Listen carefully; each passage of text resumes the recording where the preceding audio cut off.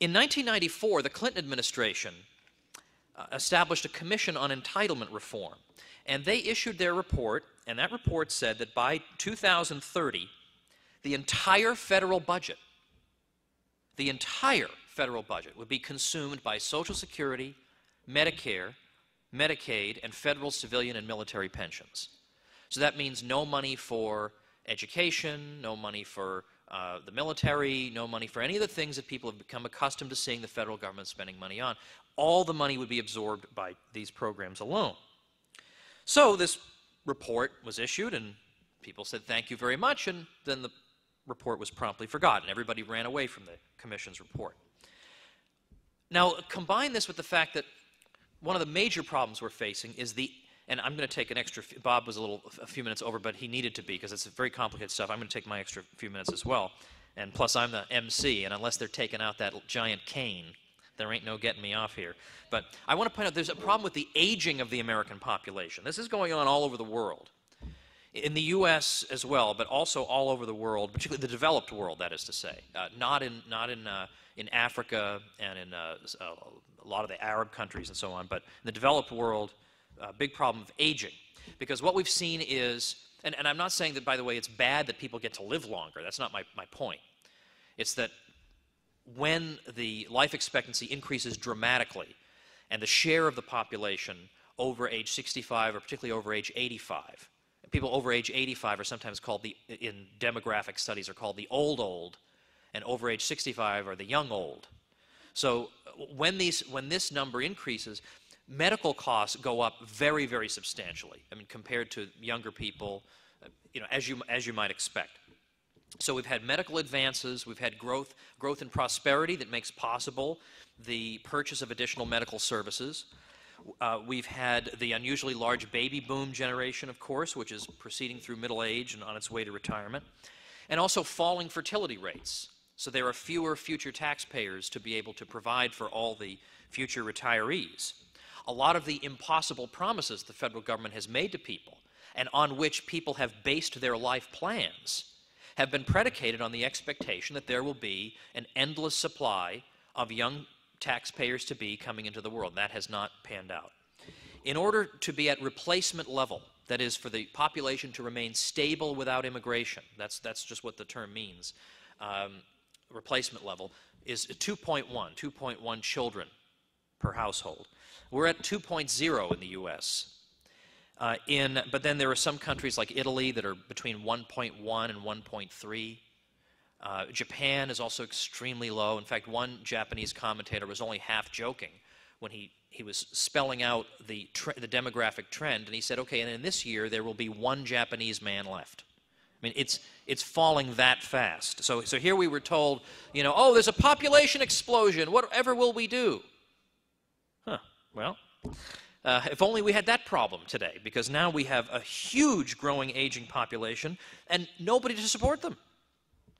By 2040, the number of Americans aged 65 to 84 will have increased by 80% from its 2000 level. The number of people 85 and older, the so-called old, will grow by 240%. By 2050, the number of people 100 and older will have increased by 13 times. In 2040, the number of Americans aged 80 and over will outnumber American children under age 5. That has never happened before. Japan, now by the way, these medical costs, total per capita health spending for the old is 3 times as much for the young old. Older Americans are consuming 4 times as much in medical services as younger and 7 times as much as children. Again, we're not saying it's terrible that people are living longer, but when people have been promised that, well, all your medical care will be provided for free or a huge portion of it will be provided for free, where's that going to come from ultimately? All these systems are going to go bust. We hear all these wonderful stories about, well, in Europe they have these wonderful government medical systems, and we're not civilized enough to have those systems. The finance ministers of these countries, behind closed doors, will freely admit to you, all those systems are going bust in the next generation because there's no way they can cope with the aging problem. So forget about modeling yourself after that. Japan, by the way, is feeling this the worst. They're already going through it. Life expectancy has reached 80.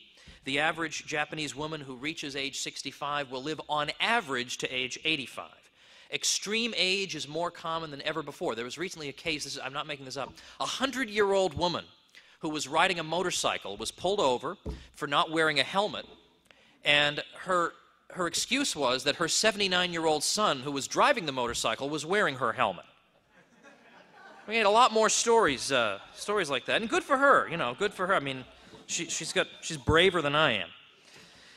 But the aging of the rest of the world is an additional problem for the U.S. because of our reliance on foreign funding of American debt. And we run up these deficits. Who's going to pay for that? Where's the money going to come from to fund that?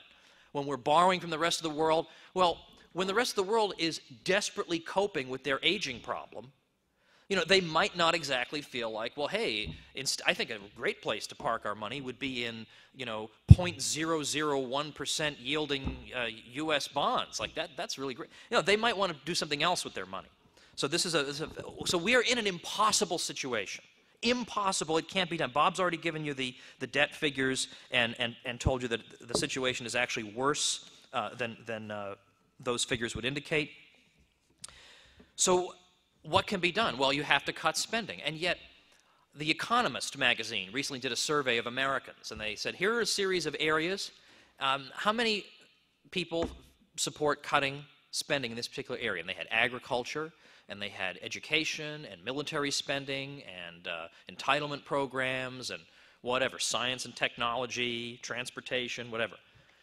And it was all like 17% of the people favor cutting this, and 20% favor cutting that. So apparently nobody wants to cut anything.